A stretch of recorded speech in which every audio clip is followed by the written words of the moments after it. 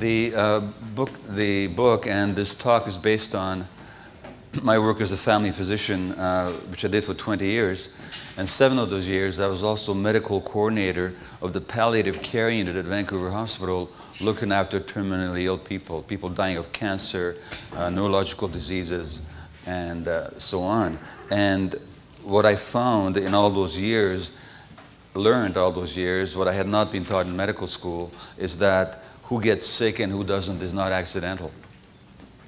That although we tend to think on cancer and multiple sclerosis, which I mentioned last night, or rheumatoid arthritis, or chronic asthma, psoriasis, eczema, colitis, Crohn's disease, any number of chronic illnesses is somehow random events that unfortunately and mysteriously strike a person. And occasionally we think that we can explain the cause by the lifestyle of the individual, like smoking, of course, and its connection to lung cancer. But other than that, we think that these diseases are either mysterious and unexplainable misfortunes, or they are caused by people's genes.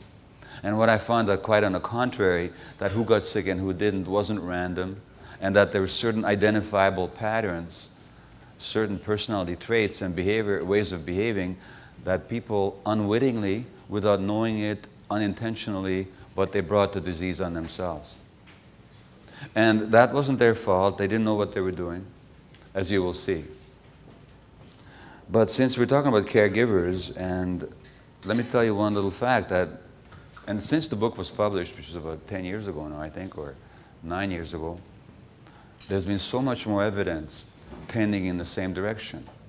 One bit of evidence about caregivers is that there's a structure at the end of our DNA, our chromosomes. Chromosomes is the strands where our DNA is located in our cells, in the nucleus of our cells. And these strands of chromosomes have at the end a structure called a telomere. A telomere is like the glue at the end of my shoelace to keep the strands from fraying, to keep it together. When we're born, our telomeres are a certain length. And as we get older, gradually, they shorten as we age. And until at the end of our life, they become unraveled, at which point so do we. Now, they looked at but it's a mark of aging, in other words. Now, they looked at the telomeres of mothers looking after chronically ill children. And they found that these women in their 30s and their 40s, their telomeres were 10 years shorter than their chronological age would have predicted. In other words, the chronic stress of caregiving aged them by 10 years. Now, that doesn't mean, of course, that we shouldn't care for children or for other people that require our support. But it does mean that how we give care and what kind of support we get makes a huge difference to our health. And that's what my topic is about this morning. So I said that there were certain patterns of being and behavior and psychological relating that are associated with chronic illness. And again, when I say chronic illness, I mean everything, virtually everything. What these patterns were that I saw, I'll identify, or at least I'll illustrate for you by means of newspaper clippings that I'll read for you. As I give this talk, by the way, my advice is that you relate it to yourself. That you don't just see it as an academic exercise or as a storytelling, but just see to what extent you recognize these patterns in yourself. So the first clipping here is by a woman who writes the article herself. These are all from the Globe and Mail. And she's diagnosed with breast cancer. Her name is Donna. So she's diagnosed with breast cancer. And her doctor's name is Harold. Her husband's name is Hai. And Donna is the second wife. The first wife died of breast cancer. Now Donna, the second wife, is diagnosed with it. And so Donna writes, Harold tells me that the lump is small and most assuredly not in my lymph nodes, unlike that of Hai's first wife, whose cancer had spread everywhere by the time they found it. You're not going to die, he reassures me. But I'm worried about Hai, I say. I won't have the strength to support him. And what do you notice? Her first and automatic thought is, how can I support my husband emotionally as I'm dealing with a potentially fatal illness? So this compulsive and automatic concern for the needs of others while ignoring your own is a major risk factor for chronic illness. The other clippings I will read you are obituaries, all from the Globe and Mail. Obituaries are fascinating because they tell us not only about the person who died, but also about what we as a society value in other people. And often what we value in other people is exactly what kills them in the first place. You heard the expression, the good die young? They do. And there's reasons for it. A lot of you are heaving a sigh of relief. Okay, I don't have to worry about myself then, you're saying so. But listen to these obituaries. This one is a doctor who died age 55. And I'm talking here about people who died before their time. This guy dies at age 55 in Toronto of cancer. The obituary says, and this is written as if it was a good thing, never for a day did he contemplate giving up the work he so loved at Toronto's Sick Children's Hospital. He carried on with his duties throughout his year-long battle with cancer, stopping only a few days before he died. Now, think about that one. If you're diagnosed with cancer, or if a friend of yours was diagnosed with cancer, would you say to him and her, hey buddy, here's what you do. Go back to work tomorrow. And all the time that you're getting chemotherapy and radiation and whatever else you're going through, just work every day until you die. So this compulsive and rigid identification with duty, role, and responsibility rather than the needs of the self is a major risk factor for illness. The next obituary is written by a husband about his wife, Naomi, who died at age 55 also of cancer. And he writes, in her entire life, she never got into a fight with anyone. The worst she could say was phooey or something else along those lines. She had no ego. She just blended in with the environment in an unassuming manner. Now, the suppression of, in other words, she never got angry with anybody. The suppression, the repression of healthy anger is a major risk factor for illness. It actually suppresses the immune system for reasons that I will tell you later. So there's basically 3 ways of dealing with anger. One is to repress it, like this woman did. So these are the people that are always nice. You know, they're always nice. I worry about really nice people.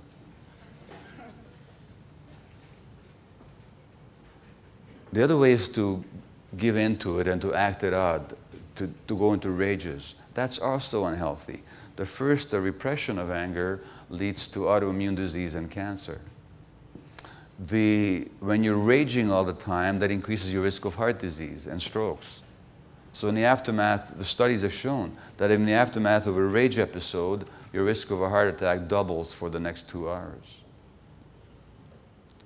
Then there's the healthy expression of anger, or the healthy processing of anger, which most of us don't know how to do. We either do the one or we do the other. I'll talk to you about healthy anger later. But how do we deal with anger has a crucial effect on our health. And this guy writes, you know, she had no ego. She just blended in with the environment in an unassuming manner. And this is supposed to be a good thing. Now, my wife's name is Ray, and she's an artist, and it's one of her paintings that provided the detail here on the cover and the color scheme for the cover for this book. And sometimes I say to Ray, you know, we were married 42 years. I go, well, why can't you blend in with the environment in an unassuming manner? But Ray has done her psychological work, and she's read my book, and she's also seen the studies. You know, there was a study just 4 or 5 years ago presented at a major medical conference that looked at 1,700 women over a 10-year period. And over a 10-year period, out of these women, those who were unhappily married and suppressed their feelings were 4 times as likely to die as those who were also unhappily married, but expressed their feelings. So the issue wasn't happy marriage or unhappy marriage. The issue was, did the woman express herself or did she not? So when I come to this point at my talk, this permits me to reassure the men in the audience that the next time you think your wife is a bitch, you should be glad about it.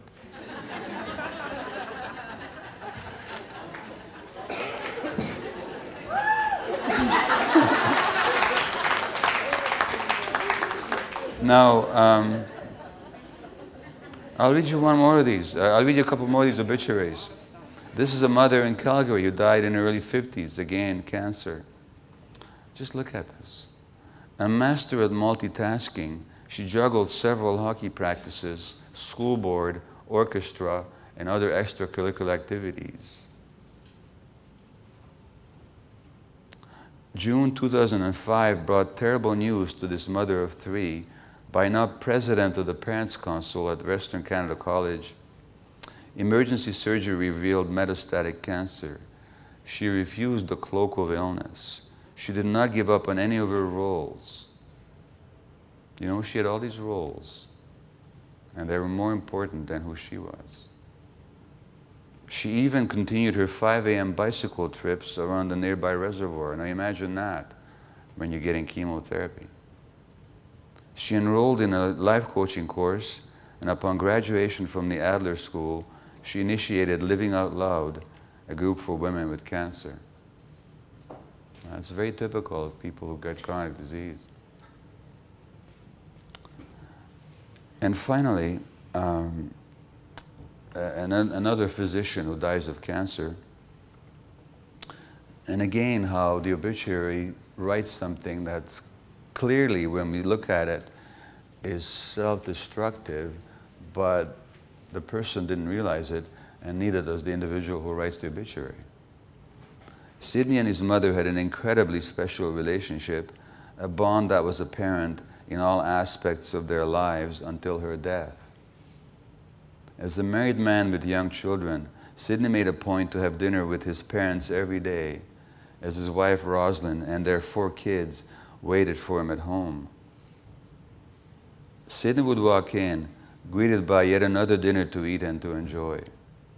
Never wanting to disappoint either woman in his life, Sidney kept eating 2 dinners a day for years until gradual weight gain began to raise suspicions. Okay? So that this poor man suffered under the belief that, number one, he was responsible how everybody else felt, and number 2, he must never disappoint anybody.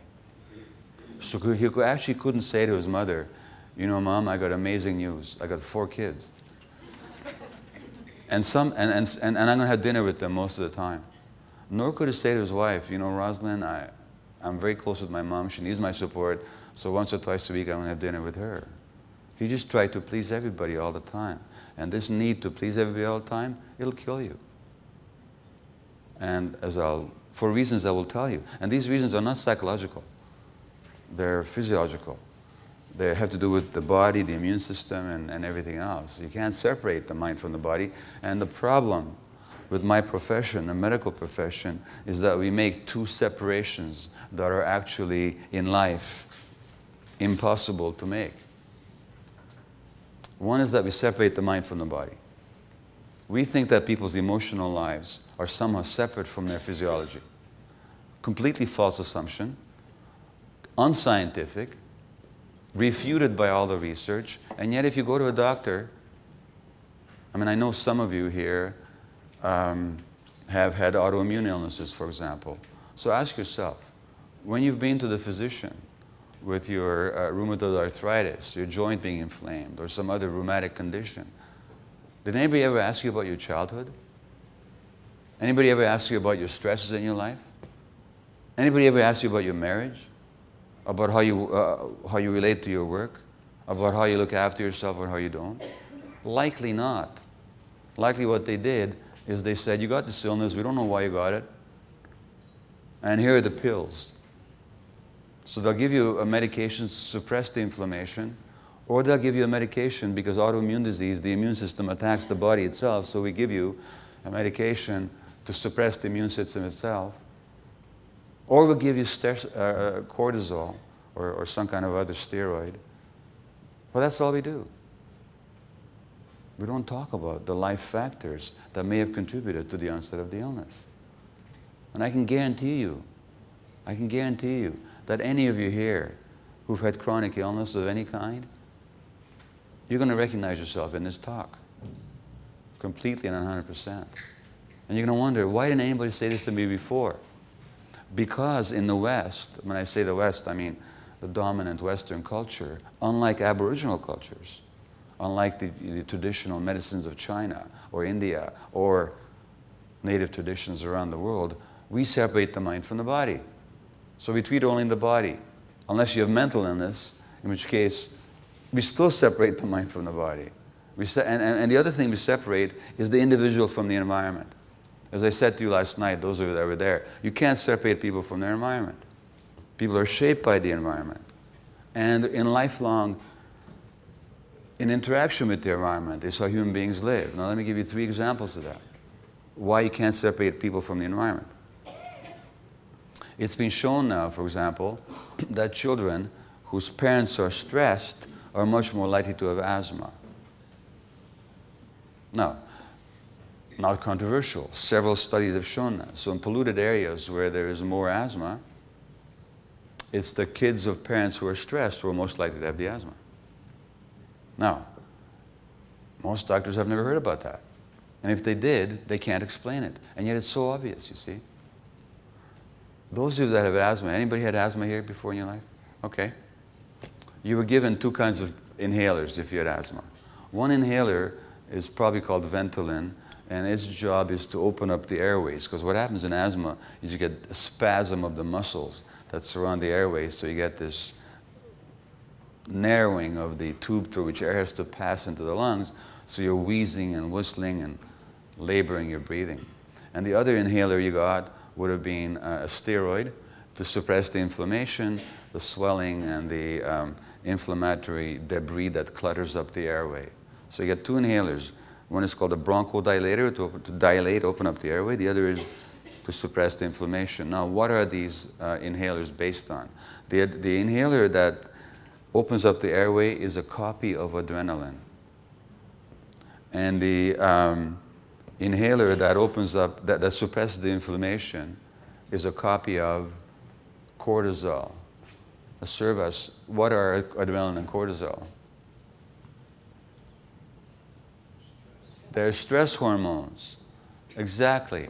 In other words, we're giving asthmatics stress hormones, the same stress hormones that are made by their own adrenal glands when they're stressed. All that's happened is that their own stress response mechanisms have been exhausted, and now we have to give them stress hormones from the outside. Now guess what? If you have rheumatoid arthritis or lupus, what will they give you? Cortisol, the stress hormone. Shouldn't we be asking ourselves that if we're treating people with stress hormones, whether or not there might be a connection between stress and their disease? Now, of course, why the children of parents who are stressed? Because the parents' stresses actually program the physiology of the child. Because you can't separate the individual from the environment. And this is true all our lives. A study of women in Australia, 500 women, 550 women, who had lumps in their breasts that were of sufficient concern as to require a biopsy. Now, they had these biopsies, but before the results came back, they also had a psychological interview or questionnaire. It turns out after the results came back that if a woman had had a significant stressful incident in her life just prior to the onset of that lump, that by itself had 0 effect on whether or not that lump was cancerous. Similarly, if a woman was emotionally isolated, that also had 0 effect. But if a woman was emotionally isolated and had a major stressor, the risk of that lump being cancerous was 9 times as great as the average. Now, the medical doctors running the study couldn't understand this one either, because they said, how does 0 and 0 add up to 9?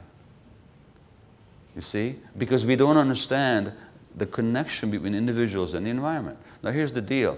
If I were to act inappropriately towards you right now, if I were to stress you right now,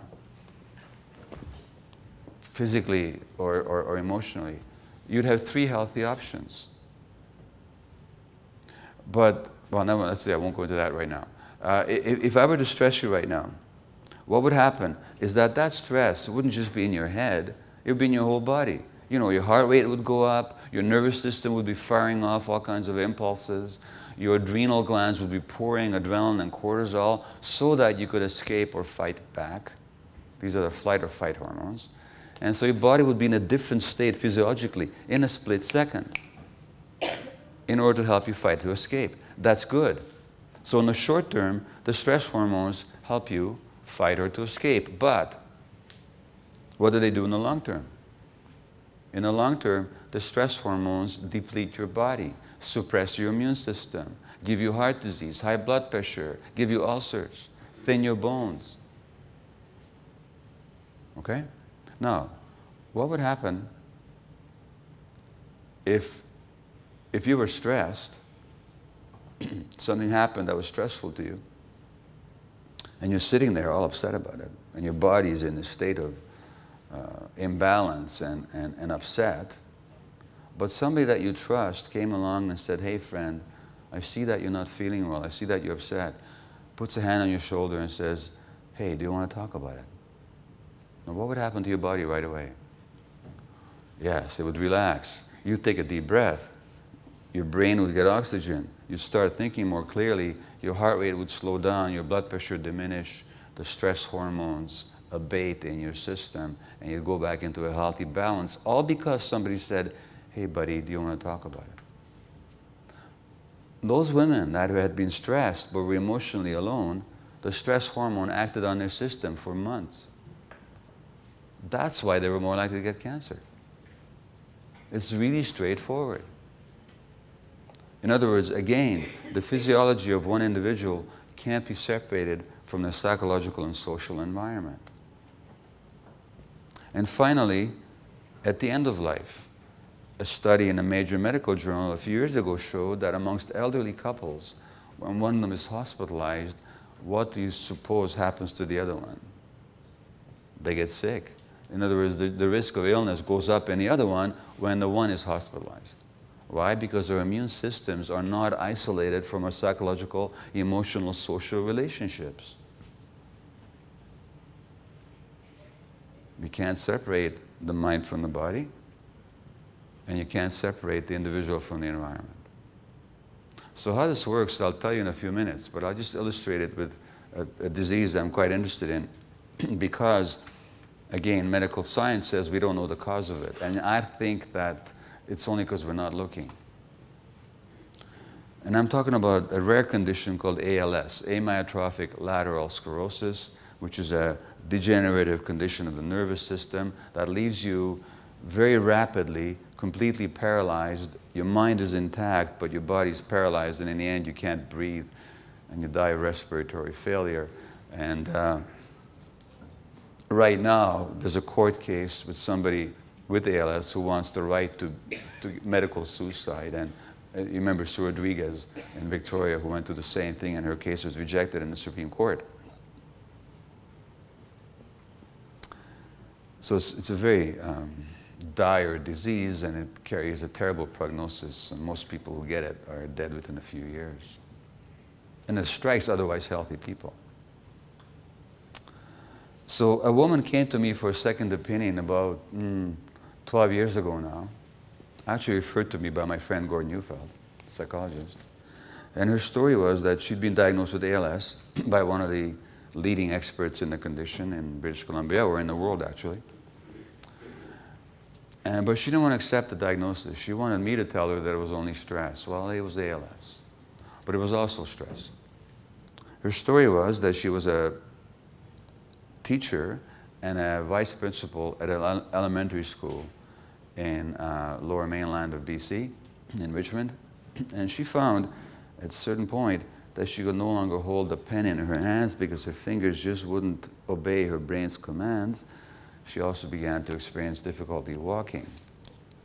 Now you would think if that occurred to you, you would very urgently seek a medical opinion. Not her. What she did is she'd get up for months. She would get up at 5:30 every morning, slowly get herself dressed, of course, because her fingers would have trouble buttoning or pulling zippers. She'd drive herself to school, walk into school at 7:30 with her troubled gait. She would clutch the chalk in her clenched fist and painstakingly scrawl the day's lesson on the board for the students. Teach the whole day, go home, stay up late at night to prepare the next day's lesson. Everything was slow for her, you see.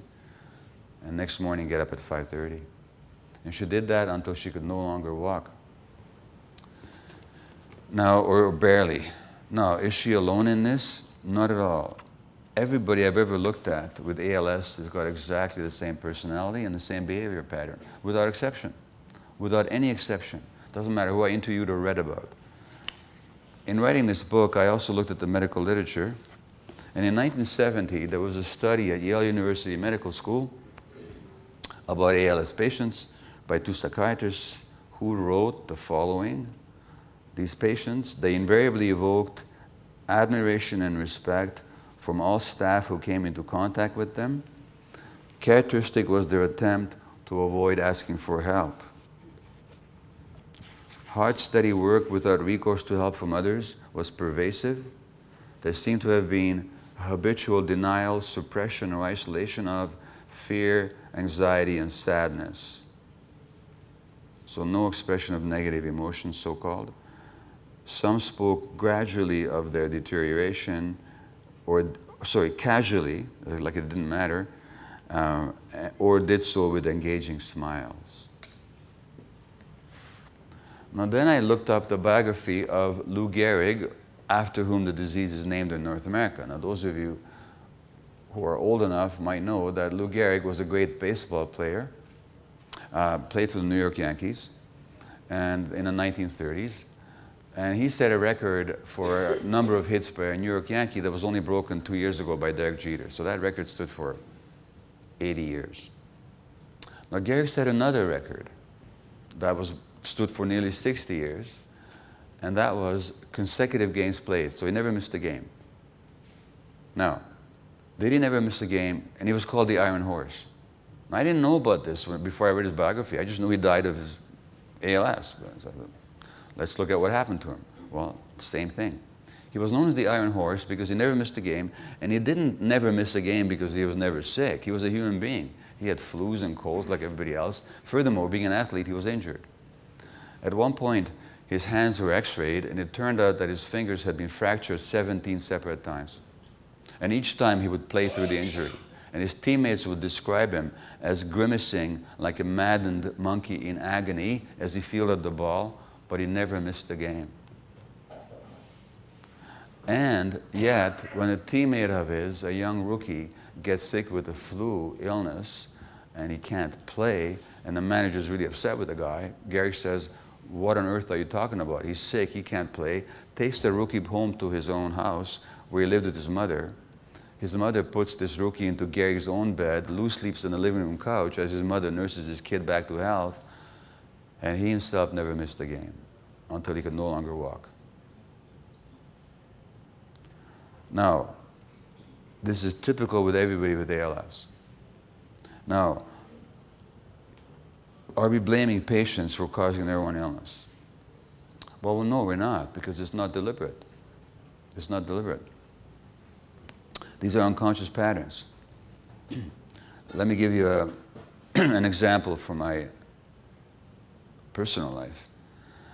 So when I was 54 and my mother's 78, she was in a nursing home because she had a genetic illness called muscular dystrophy, and she could no longer walk, move her arms much. Mentally, of course, she was completely with it. She died at age 82. And by this time, she was a widow, and she had to be in a nursing home. Now, one afternoon, I'm visiting her in a nursing home, and as I'm walking down the hall of the nursing home, I have a bit of a limp, just a slight limp. The reason I had a limp is because I had arthroscopic surgery that morning on one of my knees, surgery which was minimally invasive, and they just cut out a piece of a torn cartilage, which I incurred because I used to jog on cement, and I didn't pay attention to the fact that it hurt jogging on cement. I missed a lecture in medical school about the relationship between pain and tissue damage, so that I didn't know this is a bad thing, so I continued to jog on cement, tore cartilage, surgery that morning, that afternoon, a bit of a limp. When I get to my mother's room, I open the door, and my limp disappears. And I walk into her room with a perfectly normal gait, greet her, we visit. I walk out again in a balanced way, and then I close the door behind me, and I start limping again. Now, what do you suppose I was doing? Anyone? Taking care of her, not wanting her to worry, yeah. But here's the thing about my mother. She was 78. She had survived the Second World War. She had survived the Nazi genocide, the death of her parents in Auschwitz. She survived communist dictatorship, the Hungarian Revolution in 1956, emigration to Canada with 2 adolescent boys and my father, the birth of a child in Canada when she was 39 in a new country, the whole immigration experience.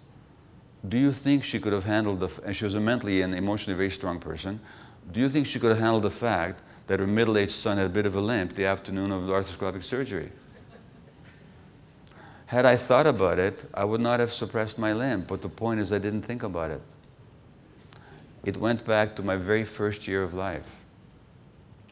When I was 2 months old, when the German army marched into Budapest, and my mother phones the pediatrician to say, would you please come and see Gabor, because he's crying all the time, the day after the invasion.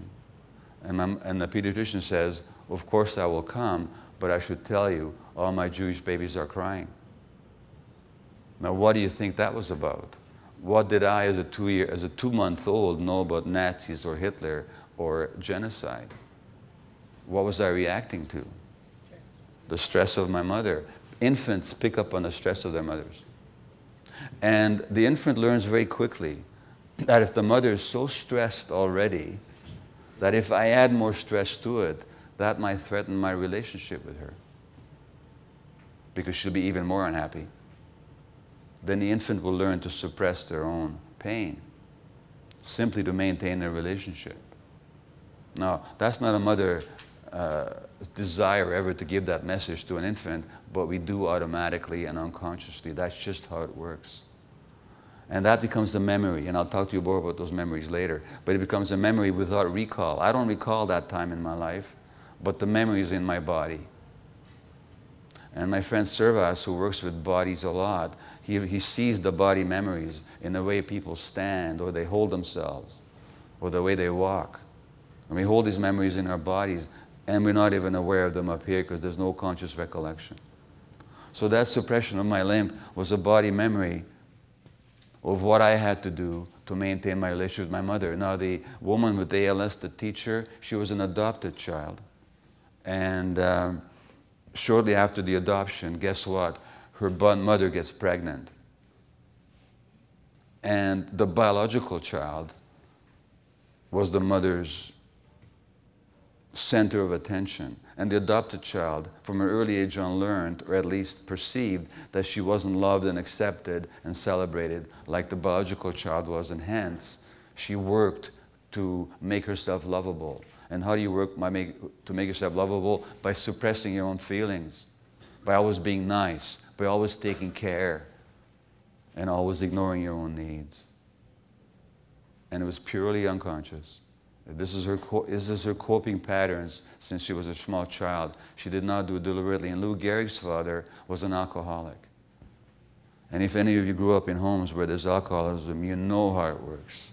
Is that the children, or one of the children, becomes the caregiver to the parents, emotionally or even physically sometimes. And that then becomes your personality. That then becomes how you live your life, because you think that's who you are. Because how we are as kids, we think that's who we are. That's not who we are. But that's what we come to believe, and that's how we behave then. And that's what creates these patterns. So there's nobody here to be blamed here.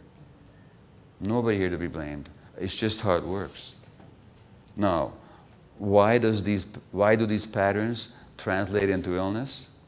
That's because, as traditional medicine has always understood, and as Western science has now confirmed, mind and body are inseparable.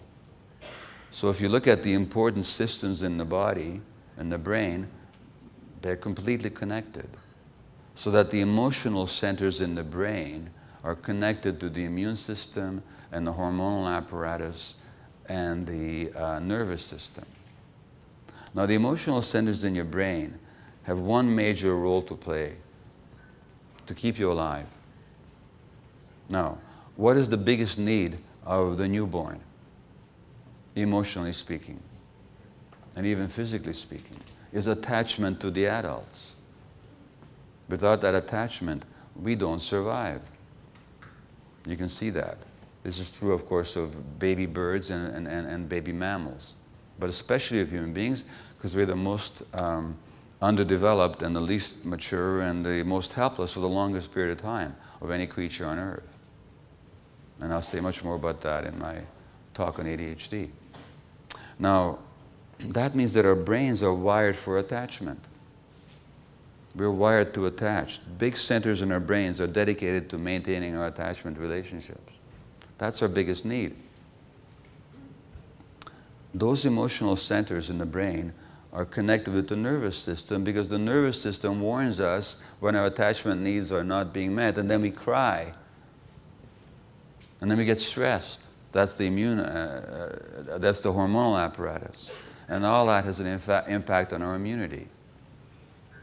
Because it turns out that all these systems, the hormonal apparatus, the immune system, nervous system, and the emotional centers in the brain, are connected by the nervous system into one giant electrical grid. Fibers of the nervous system connect them all together.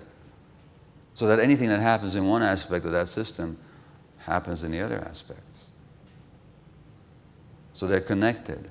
So that electrical fibers or nervous fibers from the brain go to the spleen, where the red cells are stored, or to the bone marrow where they're manufactured, or to the thymus gland in the neck where immune cells mature, and back up to the brain. So there's a constant neurological communication that's going on in our systems 24/7, every second, every millisecond. That's one form of connection. The other connection is by means of chemical messengers that each of these systems secrete into the circulation, which then travel to the other organs, so that the brain reads what's happening in the body, and the body reads what's happening in the brain. So it turns out that the immune cells in our circulation can manufacture every hormone that the brain can manufacture. So the immune cells in your circulation are talking to the brain and listening to the brain. That's the second connection. The third connection is the brain-gut connection. So let me ask you this question, and I'll ask for a show of hands. If you've had the following experience, please just put your hand up. That is, that you had a powerful gut feeling about something, and you ignored it, and you were sorry afterwards. Okay, if you've had that experience, put your hand up. Okay, just about everybody here. Now, why is it that the gut is so much brighter than the brain is? Not the brain, but the mind. Than the intellect, I should say. It's very simple. Because the gut is connected to the brain, in fact, the gut sends many more connections to the brain than vice versa. When the gut receives messages from the brain, it reads them, and it magnifies them and sends them back up to the brain. So the gut feelings tell you the whole picture. Your thoughts only tell you a small part of the picture. So people who had a stroke in the part of the brain where language is processed, these are called aphasiacs. They're much better able to tell when somebody's lying than the average person who can understand speech. Why do you suppose? Since they don't understand the words, what are they paying attention to? They got feelings, which read the body language of the person, the facial expression, the congruity of the mouth and the eyes. Is it really, when the person is smiling, is it just their mouth how smiling? You know, have you seen the parliamentary debate on CBC? And when the politicians stand up and they smile? They're grinning here, there's nothing up here. It makes you uncomfortable to look at it. Anybody with gut feelings would turn the TV off. Now, there's another large group of people, another large group of human beings who read gut feelings accurately and respond to them. And what do we call those people? Children, small children. Young babies don't listen to words, they don't even understand them. But they react unerringly and intuitively to gut feelings. Now guess what? When you put your hand up and told me that you've had strong gut feelings that you've ignored and you were sorry afterwards because you believed your intellect rather than your guts, you told me the story of your childhood. And the story of your childhood is that you were born with the gut feelings intact and connected completely. But at some point something happened to you.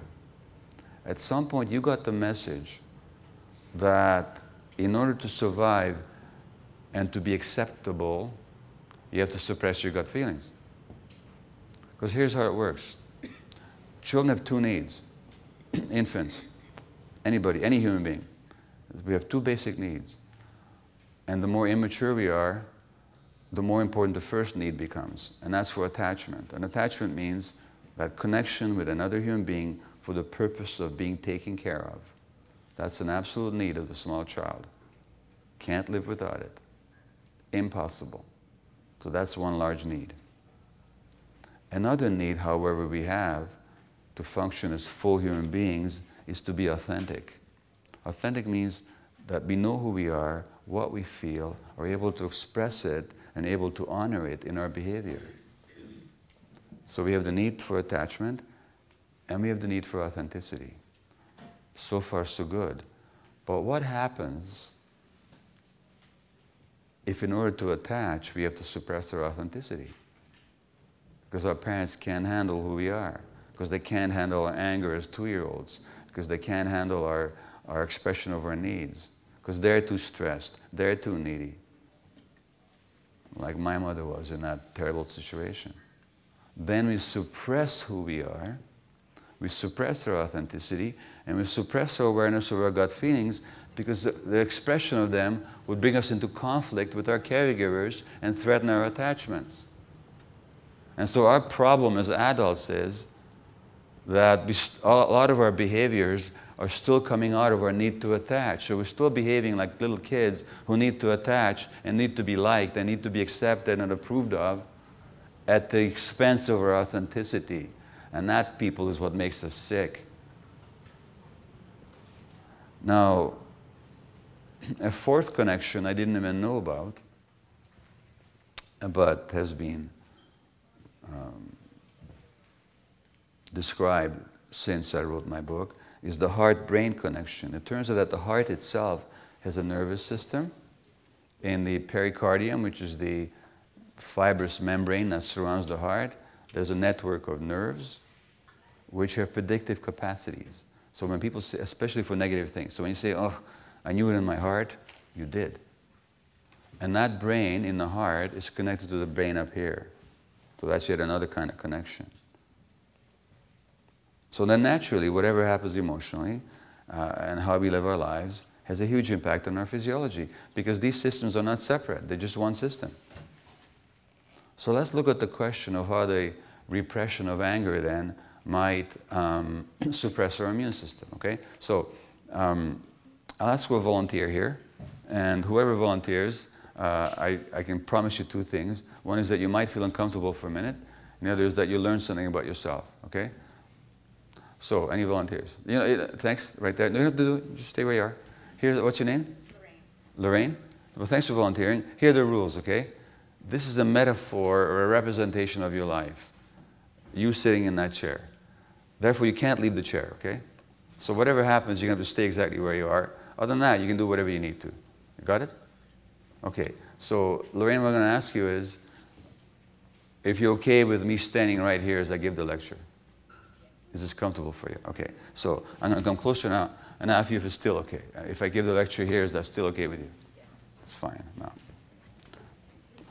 What about if I stood right here and gave the rest of the lecture right here? How would that be for you? It would be a little uncomfortable. It's uncomfortable. So what would you like to do about it?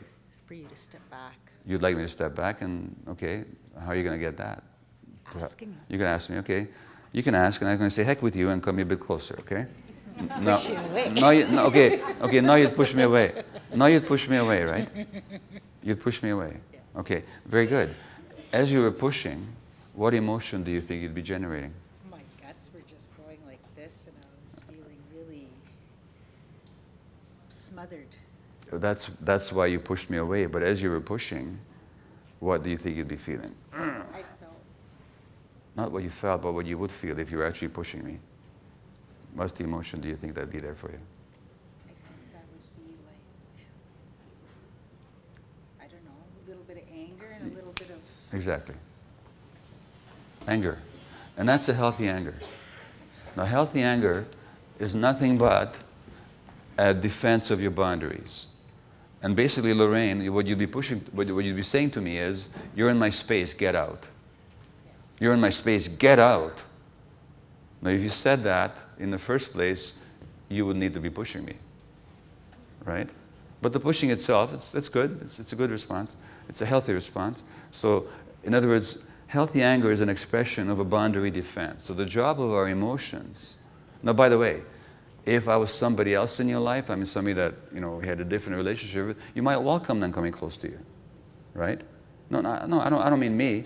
I mean your child or your partner or whoever, or somebody. You might actually embrace them, right, in a different situation. So the role of emotions, basically, is to respond to, approach, and welcome the healthy and positive approach, and to keep out the unhealthy and aggressive one. So it's either I want more of this or I want less of this. So that's the job of healthy anger. That's the job of the emotions. In other words, it's to let in what's healthy and nourishing and to keep out what's dangerous and unwelcome. That's the job of emotions, basically. Now, what is the job of the immune system? Fight off bacteria. Yeah, so basically, the job of the immune system is to keep out what's unhealthy, like bacteria, or to kill cancer cells. That's what it does. Or to let in what's healthy, like vitamins and nourishments and so on. If your immune system attacked the particles of food and destroyed them before you had a chance to absorb them, you wouldn't live. So that the job of the immune system is like that. It's been called the floating brain because it has recognition capacity, reactive capacity, and learning capacity. So it's the same as the emotions. The immune system does the same thing as the emotions.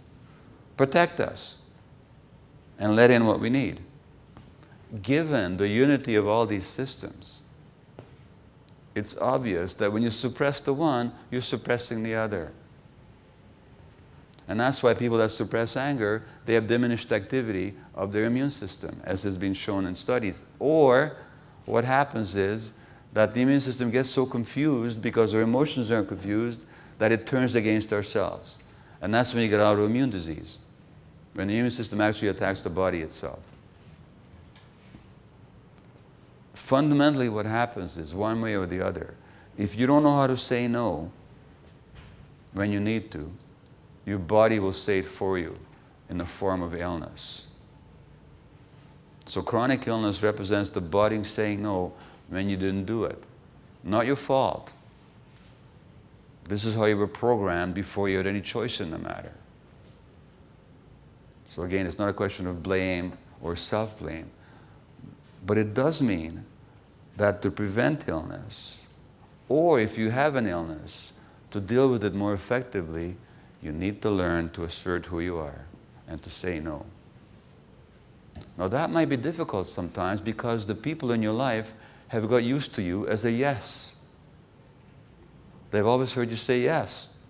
Some of them might not like you very much if you start saying no all of a sudden. And what you're going to do when you start saying no is you're going to find out who your friends are. Because the real ones are going to say to you, hey, I'm so glad you're finally saying no. And the ones that were simply there because you're constantly available for them are going to, oh, what happened to her or him? You know? That's it. But so it'll create some conflict which will trigger all your fears about attachment. So you're going to have to learn that you are more important than your attachments. That wasn't true when you were a kid, but it's true as an adult.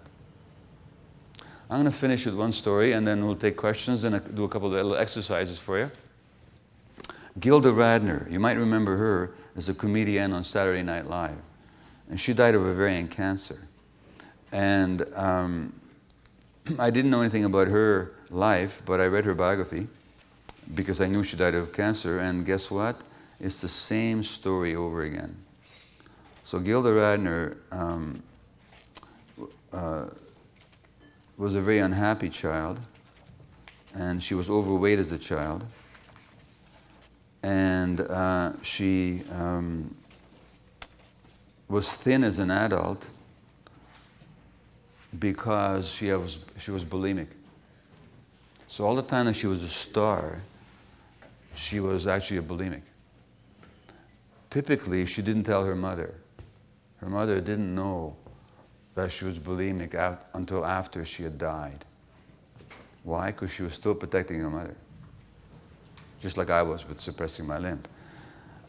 Her father died when she was 12, a loss she never overcame, and so what she did, she always got into relationships with men where she would suppress herself to fit the image that the man had of, that he wanted of her.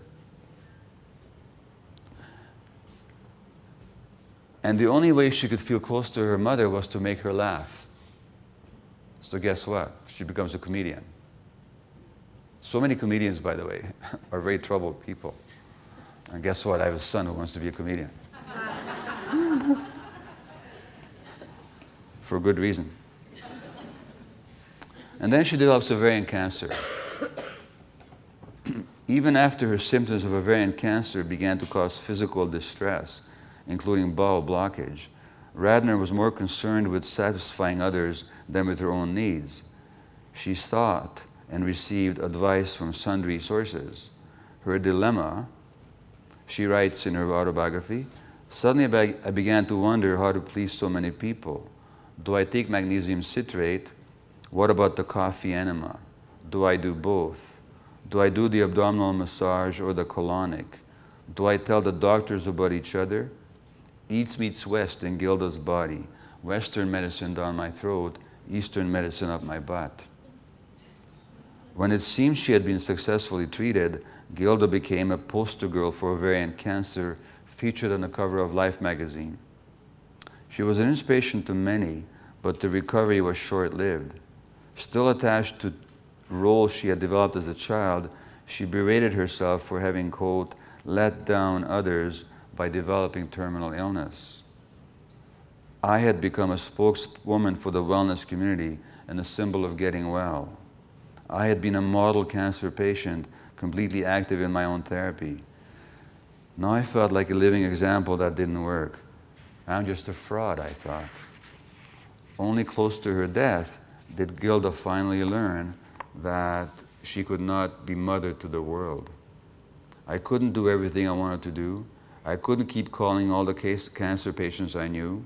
And I couldn't try to help all the women with ovarian cancer. And I couldn't read every letter I received because it was ripping me apart. I couldn't cry all those tears for everybody else. I had to take care of myself. It is important to realize that you have to take care of yourself because you can't take care of anybody else until you do. Well, the trouble is you can, but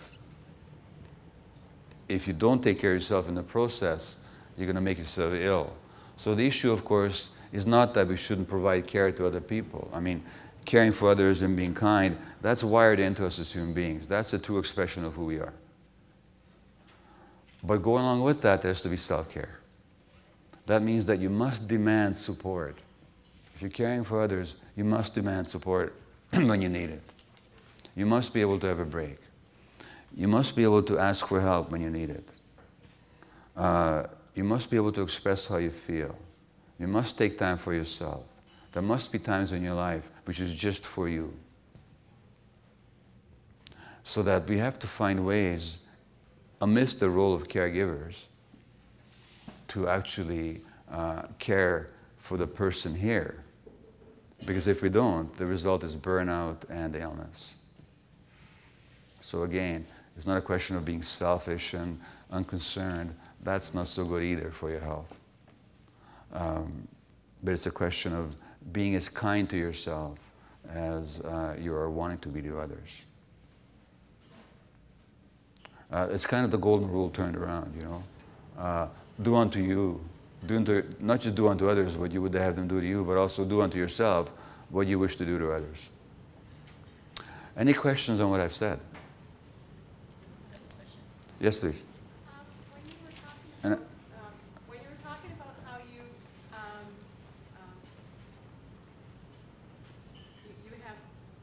you're trying to hide yourself, Yeah, and trying to pull back, is that also a time that we tend to go to addictions too? well, addictions is something a bit different. Addiction happens when we're stressed and we need to soothe ourselves. So when we allow all the stress to wash over us and we don't keep the stress away, then we get overwhelmed. Then one way to deal with the stress is to become addicted. So that it's very interesting, when you look at families with addictions, you also see a lot of illness in other members. So they just represent different coping styles. The addict soothes themselves through the addictive behavior. The person who doesn't go to addiction, they're going to go suppress themselves and develop illness instead. There was a question here, yeah. Yeah, that's what I was going to ask you about. The person that has an addiction problem, like I've seen this in quite a bit of people, they quit using their alcohol. Yeah. And then afterwards they become really, like, they've been sober for like over a year or something, then they become chronically ill. So. Okay, you know what, let me give you the mic so that people can hear you. It's a good question. Thank you. People with addictions, like maybe alcohol, Yeah. they've been using alcohol to help themselves to self-medicate, but Yeah. after that they stop using alcohol, and knowing that their mentally and emotionally development isn't to par, they become chronically ill. Like, Sure. I've seen that in a lot of people that I've worked with. Yeah. Yes, you would expect something like that because if you look at chronic illness, if you look at the childhood conditions that give rise to addiction, they also give rise to chronic illness. So these adverse childhood experiences that I mentioned last night, any of you not there last night? Okay, so there's a group of studies called the Adverse Childhood Experiences Studies. They look at children, or they look at adults, and if they had physical, sexual, emotional abuse, or death of a parent, or some other catastrophic event in their lives, the more of these events there were, the more likely they become to addicted as adults, and the more likely that they have autoimmune disease or cancer. So when people stop soothing themselves with the alcohol, but they're not dealing with the stresses, then, as you say, they're not dealing with the emotional stuff, then the illness will show up. That would not be, not to mention that alcohol itself promotes a certain kind of cancer. Other questions on what I've said? Yes. Okay, yeah, so I'll just get you folks with questions to speak to the mic, and that way everybody can hear you. I was just curious, when you had mentioned about not limping going into your mother's room. About what? When you had mentioned about not limping going into your mother's room, you know, Yeah. there's other theories about birth order, Yeah, and you're the oldest yeah. in the family. I mean, can you isolate things I off, or think is it birth just order, all- you know, I've seen this chronic caregiver pattern. I've seen it at every birth order possible. It's not automatically a firstborn phenomena. I mean, sometimes it's the second child who becomes the good kid because, like with my two boys, with the first son, we had a lot of conflict because we didn't know how to, we weren't very adept parents. So the second son pulls in and suppresses themselves more as a way of, I don't want that hassle, I don't want all that conflict. So he becomes the peacemaker. And so it can happen at any point. So birth order does have an impact, but so many other factors play into it, so that I wouldn't isolate that one. There's another question somewhere else? I should be loud enough, actually. Yeah, you are, yeah. I was just wondering, you mentioned bulimia. Yeah. I was wondering, can you elaborate on that? Is it addiction? What is that? Bulimia is a form of addiction. And it arises for the same reasons that addiction arises. It's like a self-soothing. What's that? Is it self-soothing? What is it? You know what it is? It's a buildup of tension and an urgent release. So that it's a way of actually self-created, it's a way of releasing tension. And there's that relief. So the addiction, I define as any behavior that you crave that has a sense of relief associated with it, and which has negative consequences, and you don't give it up despite the negative consequences. That's what addiction is. Bulimia is an addiction. The best way to understand it is a form of addiction, and the causes of it go back to exactly the same factors that would underlie addiction. See, there's only one story. There's only one story. You treat kids well, they grow up to be healthy adults. You don't treat them well, they're going to act out their unwellness in a number of ways. And all the illnesses that we have, and all these diagnoses are just different forms of people manifesting early trauma and early distress. That's all. It's very simple. Yes? Taking up on the question about bulimia, how do you see anorexia? Anorexia is related. Like, do you see that as being addictive, or is that more on the suppressive? It's, well, let me just formulate it for you. Anorexia is an attempt to be in control of something. When you don't feel your life is in control, that's one way to be in control, because that's something nobody can control you with. So you're going to be totally in charge. It's an emotional, or it's an attempt to deal with severe emotional loss that leaves you completely helpless, but in this one area of your life, you're totally in charge. That's how I understand it. And invariably, it has to do with relationships with caregivers, particularly mothers. I don't blame mothers, because the mothers are just acting out what happened to them as kids. But these kids with anorexia, there's always issues. And, you know, I know that, like the singer Anne Murray, I think her daughter was an anorexic. And what I read about them, it is a self-suppression on the part of the daughter. I think there's a lot of anger there that's being suppressed in anorexia. And that anger is being taken out on the self. That's how I understand it. There was a hand somewhere else? Yes, please. What do you think about the idea of somebody getting cancer if they've experienced repeated physical traumas that have been accidental? Like somebody who's had a series of accidents throughout their life that have been potentially life-threatening accidents, and then getting cancer at a very young age and dying from it a couple years later. Well, first of all, I would say that nobody has a series of accidents accidentally. Okay. So that, for example, if you constantly get into accidents, I mean, statistically, it might happen sometimes, purely randomly, that you always happen to be where the lightning strikes. But you know, overall, people that are accident prone, it doesn't come from the outside.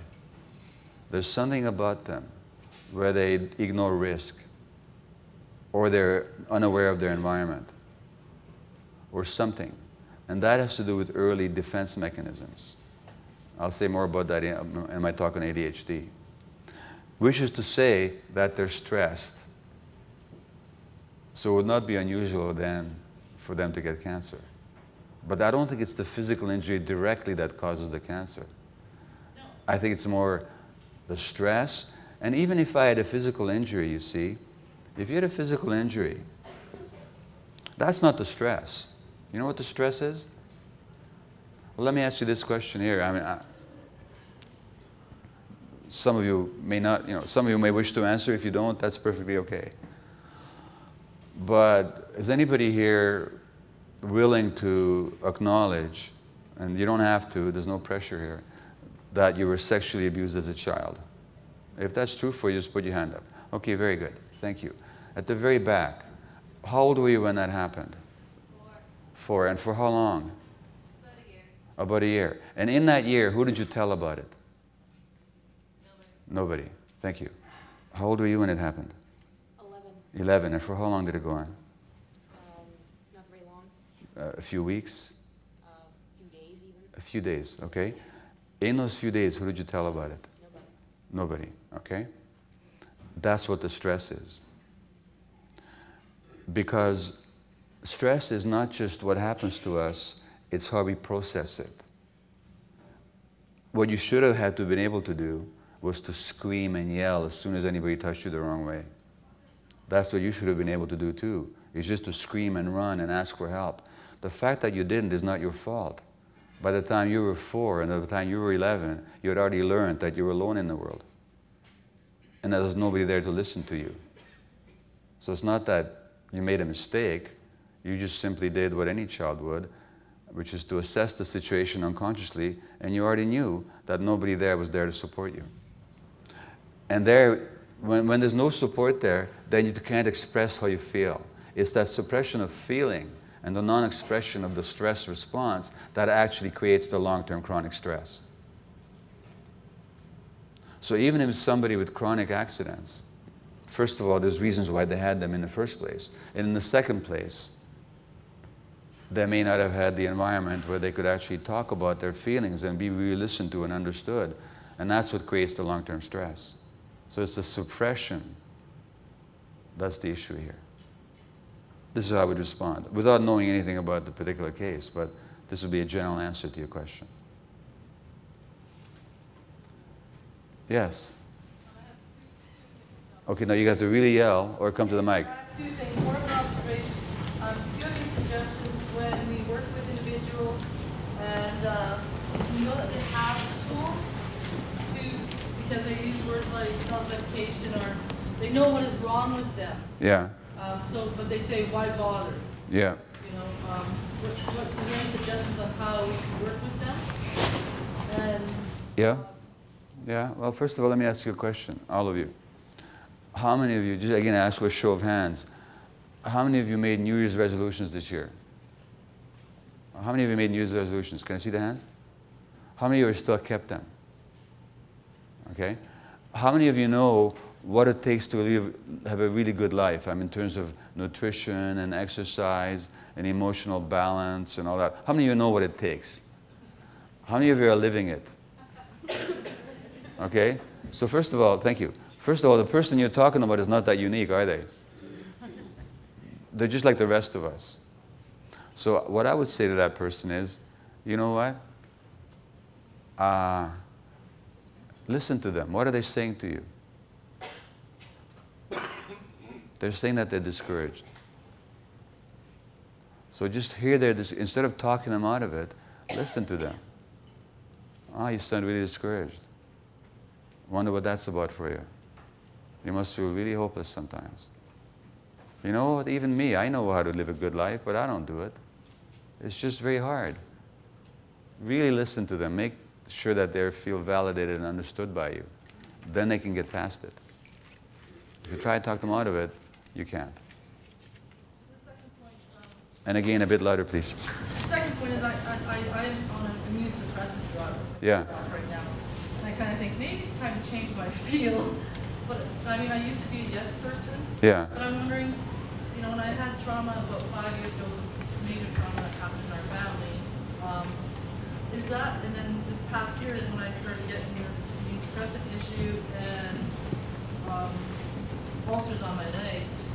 And is there a timeline when this finally starts to really affect your body, or, you know, like, 'cause I always talk to my staff about self-care, how important it is, and I've been doing that myself, learning to say, you know, no, I have to, you know, create these boundaries, because as I was wanting to help people, make them, and that made me feel better, but then I realized that I wasn't taking care of me. Right. But is there any suggestions on really on how to take back some of that, you know, and become more stronger with yourself so that you're not getting sick, like I am, so I can get off these drugs that I have to take every day? Well, let me tell you about a friend of mine who lives in Calgary. Her name is Shannon Duke. And Shannon is 48 years old now. And when she was 37, she was diagnosed with stage 4 breast cancer. The stage 4 meant that the cancer was already in her bones by the time it was diagnosed. At that time, she had 2 young children, aged 1 and 3, and married to a well-to-do businessman. She herself was a very high-functioning executive for Microsoft in Calgary. And then she's diagnosed. She had the perfect life, perfect marriage, perfect home, of course.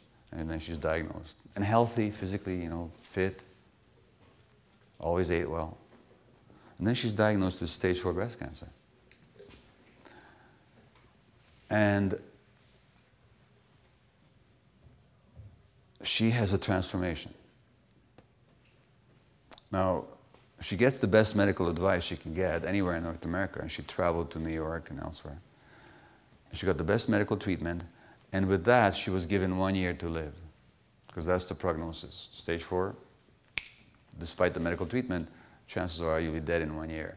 Now, a year ago in February, just a year ago now, Shannon traveled to the Napa Valley of California with some of her friends, and they celebrated her 10th year survival and her 47th birthday. And the transformation that she experienced was that when she was diagnosed and started paying attention, she realized that her life had not been her life, because she was sexually abused as a child. And her response to the abuse was, of course, as many children will experience, it can't be about the adults, it's about me. So if this terrible thing happened to me, I must be a very bad person. So I have to be very good to compensate. So the good daughter who doesn't talk about it, doesn't disturb the waters, the good employee, the good student, the good wife who doesn't talk about the husband's addiction issues, because that would again disturb the waters. And when she's diagnosed and she decides she wants to live, she says, the hell with all this perfection and goodness. And she confronts her family of origin about the abuse that she had endured, and she confronts her husband. And she starts living authentic. And she leaves the job, by the way, which wasn't her. Wasn't really expressing who she was. Now, 11 years later, the cancer is still in her bones, but it's completely inactive. But she knows that if she wants to stay alive, she needs to stay authentic. So that I believe that many of these issues are reversible. I'm not promising a cure here to anybody, but Shannon really underwent a major self-journey.